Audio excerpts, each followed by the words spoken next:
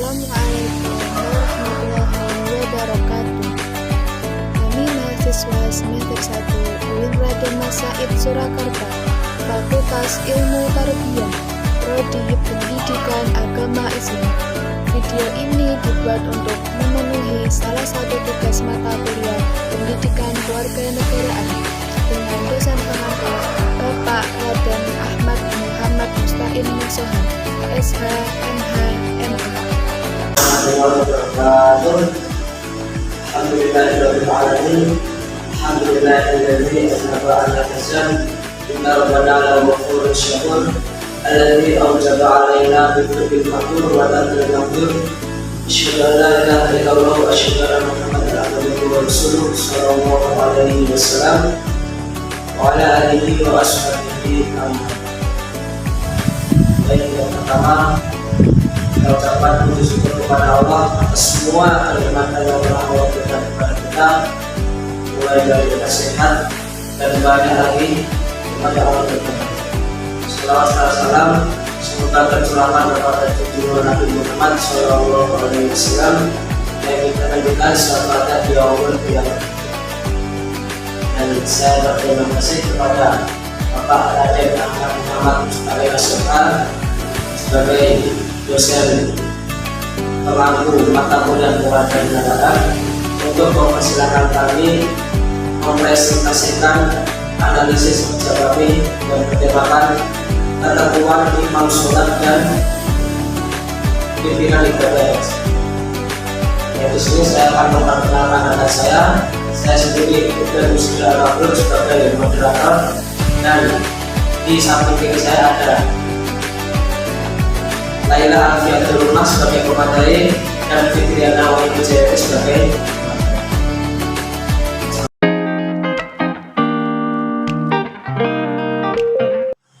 Baik, kita langsung pembahasan materi pertama, yaitu tentang imam sholat.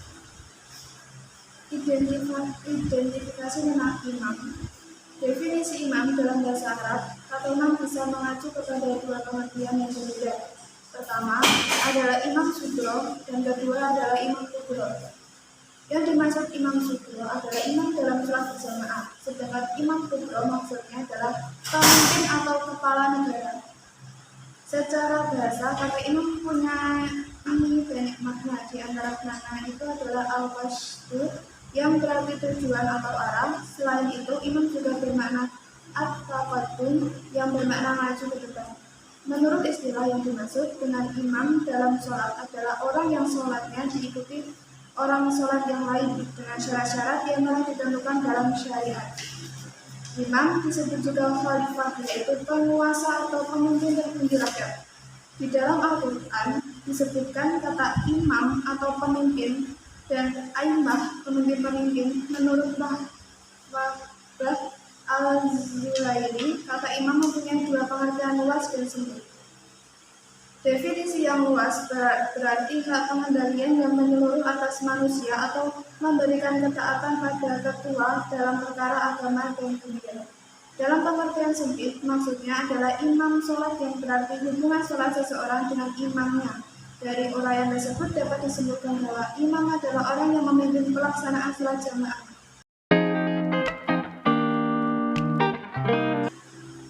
Yang pertama, Islam. Tidak sah bila imam itu orang kafir.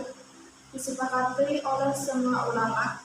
Kembali menyebutkan jika seorang sholat di belakang orang yang dilakukan keislamannya atau ia waria, maka sholatnya sah selama belum jelas diketahui kekafirannya atau awal wariannya masih dipermasalahkan. Karena secara lahir orang yang sholat itu hanyalah seorang muslim, apalagi ia mengimami kaum laki-laki. Namun, jika setelah sholat baru diketahui dengan jelas kekafirannya atau bentuknya waria, maka orang tadi wajib mengulangi sholatnya. Seseorang bisa dihukumi sebagai muslim jika ia sholat, baik saat berada di daerah perang atau aman. Baik menurut Al-Quran, Bismillahirrahmanirrahim. Waja'alnakum a'immatan yahduna bi amrina wa awhayna ilaihim bil khairati wa iqamas sholati wa ita'iz zakati wa kanu raka'an. Ya, artinya kami telah menjadikan mereka itu sebagai Pemimpin-pemimpin yang memberi petunjuk dengan kalimat kami dan telah kami lakukan kepada mereka mengerjakan kebajikan, mendirikan sembahyang, menunaikan zakat, dan hanya kepada kami yang mereka selalu menyembah. Ayat Al-Quran tersebut menunjukkan bahwa orang yang diikuti dan ditaati dalam baik atau buruknya, maka bisa disebut jadi imam.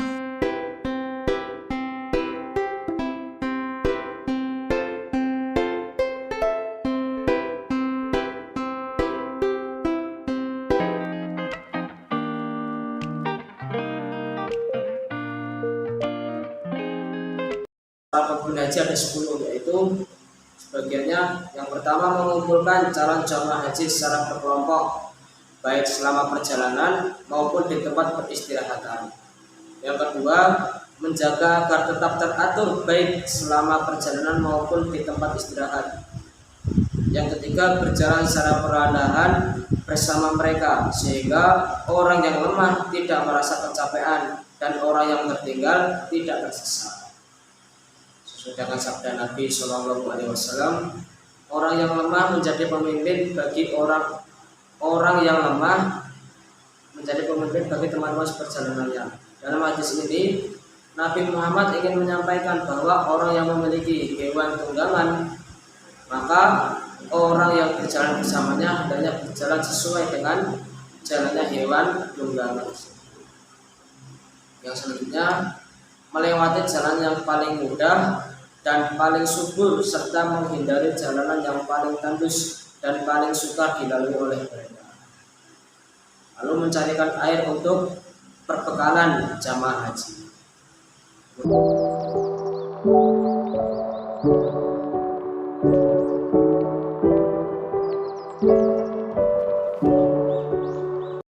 Adapun haji, pengertiannya adalah datang ke Mekah untuk mengerjakan ibadah tawaf, sa'i, wukuf di Arafah dan rangkaian-rangkaiannya.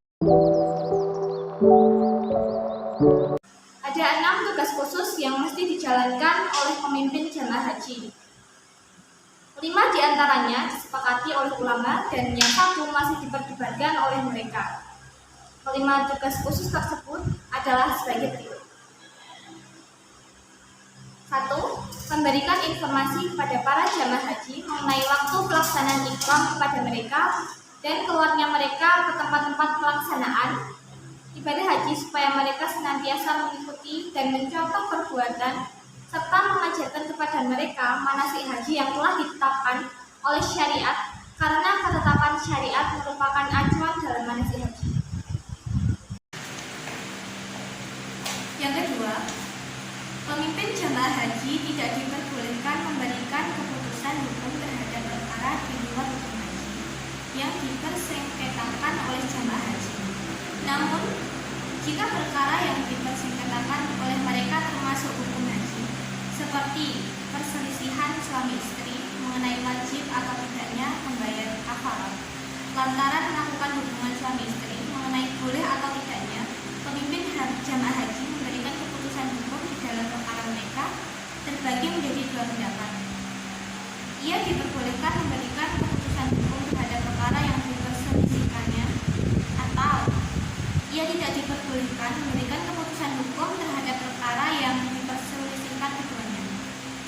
Yang ketiga, jika salah seorang dari jamaah haji melakukan perbuatan yang menyebabkannya harus membayar fidyah, pemimpin jamaah haji harus menjelaskan kepadanya bahwa ia wajib membayar fidyah dan memerintahkannya untuk segera membayar fidyah tersebut. Kesimpulan dari pembahasan kita hari ini. Pertama, sholat merupakan salah satu bagian dari rukun Islam, yaitu rukun Islam yang kedua, yang